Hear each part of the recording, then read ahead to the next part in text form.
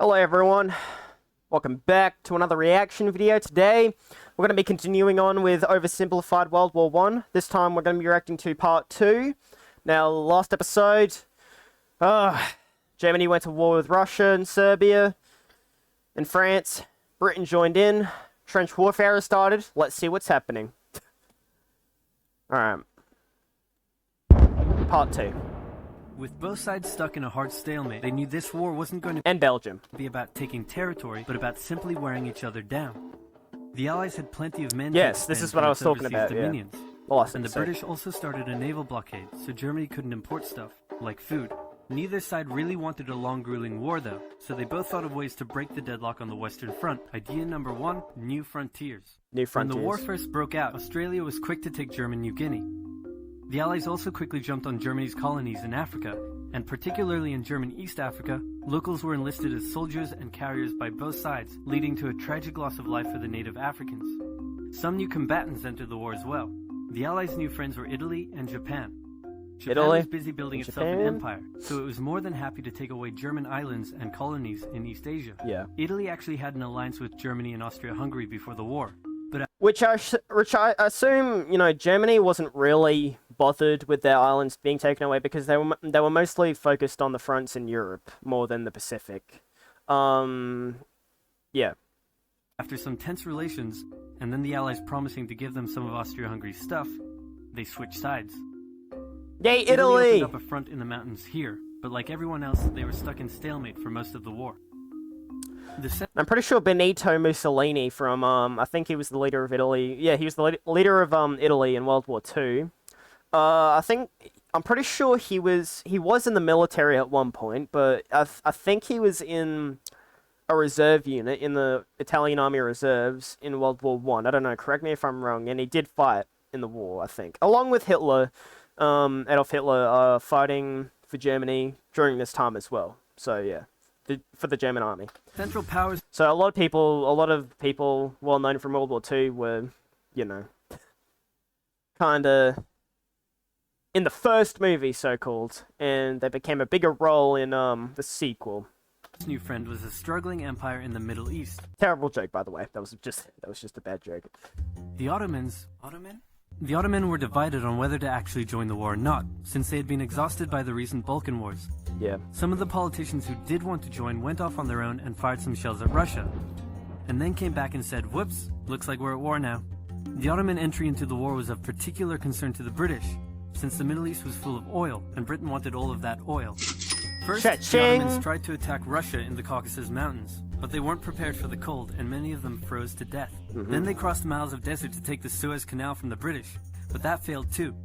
Then the Allies tried to take the Dardanelles at Gallipoli in a long and hard trench warfare campaign, but that also failed. The Ottomans blamed their initial losses on the ethnic Armenians living within Ottoman territory, and the resulting Armenian genocide led to the deaths of 1.5 million people.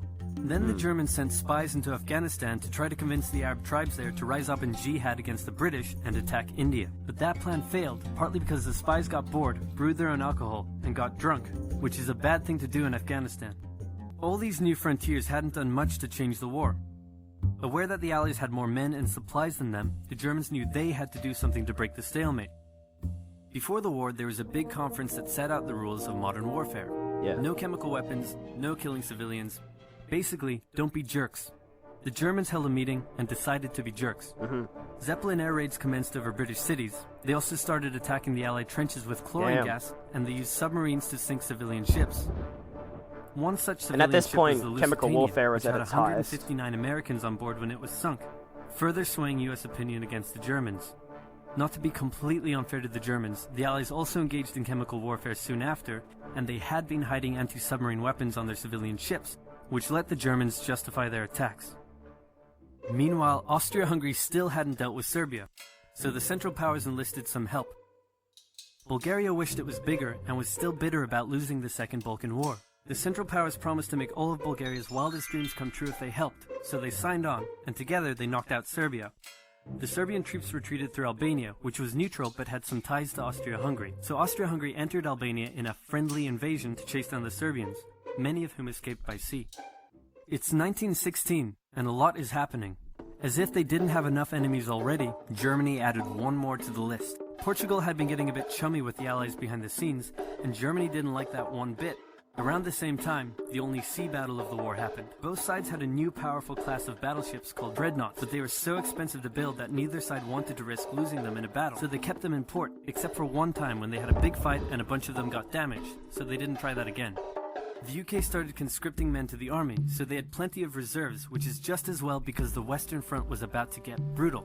The longest and one of the bloodiest battles of the war started when the Germans launched an attack around the French city of Verdun. The French defended it desperately, leading to hundreds of thousands of casualties. Under pressure, the French called on its allies to do something to draw the Germans' attention away, so the British started their own long and brutal fight, the Battle of the Somme, with 60,000 British casualties on just the first day. It was also here that the British first used one crazy brand new piece of sci-fi technology. The Russians had been getting pushed back further and further into their own territory, but in response to the French call for help, they began a huge offensive, and did really well until they ran out. Later on, the Russians had to pull out because of the Russian Civil War, which Australia was also part of, if you look closely. Of supplies and got stuck. Seeing how well the Russians had been doing, Romania decided now would be a great time to jump in and win the war. And then they... Jeez, at this point, everyone wants to frickin' get a piece of that. Get a piece of that World War. got pounded. Oh, sorry, at the time, the Great War, sorry. The Greeks were fighting amongst themselves about whether to join the war or not.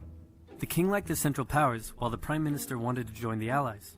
After a brief national schism, during which the country split into two, the king finally abdicated and the country reunited. With Allied help, they began a new offensive.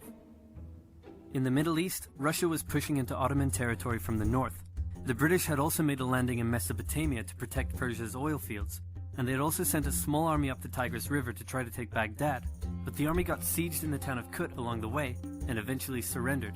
A new offensive was launched from the south with all-out desert warfare. The offensive was aided by one famous British officer, better known as Lawrence of Arabia, who helped lead the Arab tribes in a revolt that wreaked havoc on the Ottoman supply lines. By the time 1917 rolled around, everyone was exhausted. There were mutinies in the French army, the German populace was starving, and the war had drained all of Russia's supplies. There was no clear winner, and it was still anyone's war. The only question now was, who was going to break first? And the answer was Russia. Tired of not I thought it was going to be mad Germany. that a crazy magic Oh yeah, because of the Civil War, yeah. I was calling some of the shots. There was an uprising in Petrograd, complete with riots and strikes. The Yeah. riots turned into a full-scale revolution. And it had to do with communism. And that's when, shortly afterwards, Russia became the Soviet Union. And now it's back to Russia. Since the 90s, I'm pretty sure. And a new government overthrew the Tsar. Then a few months later, the Bolsheviks overthrew the new government. And Communism! they pulled Russia out of the war. This was great news for Germany, who now only had to focus on the Western Front. But there was still one problem. The pesky United States of America was looking increasingly like it was going to join the war. America had been selling supplies to the Allies throughout the war, and was getting super rich off the back of it, meaning it was in fantastic shape and was dangerous to the Germans. So Germany sent a telegram to Mexico saying, wouldn't it be crazy cool if you guys attacked America? But the British intercepted the message, showed it to the Americans, and that was the final straw. Damn. American troops began shipping out to Here Europe. comes America! This was terrible news for America! Germany. And they knew their only hope now was to force France and the UK to surrender before the fresh American troops arrived. It was now or never, so they started one final attack. They converged their troops and hit hard at the Somme and pushed the Allies back. Oh. They hit a second time for This is the where north, shit gets then again real. and again. Ugh. With each hit, the Germans were spending more and more resources, while the Allies were getting better and better at repelling their attacks. By the fifth punch, the Allies held the line and even pushed back. With American troops now arriving in larger numbers, the Allies launched a counterattack, and that was it. The Central Powers were being pushed back on all fronts. Bulgaria collapsed first, followed by the Ottoman Empire, then Austria-Hungary, and finally on November 11th, Germany, 1918, at 11 o'clock, Germany surrendered. At the peace treaty, Germany was forced to reduce its military, accept war guilt, and pay the bill for the war. After indescribable suffering and millions dead, the world Yeah. learnt its lesson Yeah, and that's never terrible. had such an awful war again. For about 20 years. And let's hope it doesn't happen again, because I know a lot of political shit is happening around the world. But, yeah, let's keep praying. Let's hope it doesn't happen again. Which, it probably won't. I don't know. Who knows? I don't know. I don't know. You cannot tell the future. But, anyway, yeah, in my opinion, I think Oversimplified did a very great, decent job at explaining, all the important things that occurred in World War One.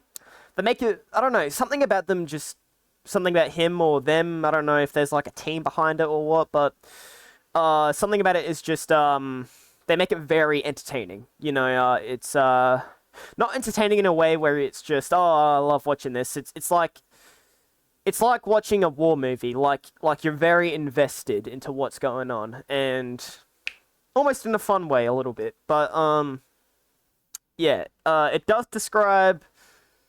There are some moments where, you know, when they do describe the casualties and, you know, millions of deaths and whatnot, they do recognize it as being a sad thing, of course, with both sides on having a lot of deaths and how horrible it is. But yeah, that was it for World War One Oversimplified Part 2 of my reaction video.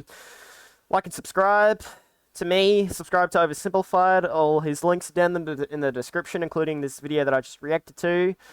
Yeah, see you guys next time. Bye, guys!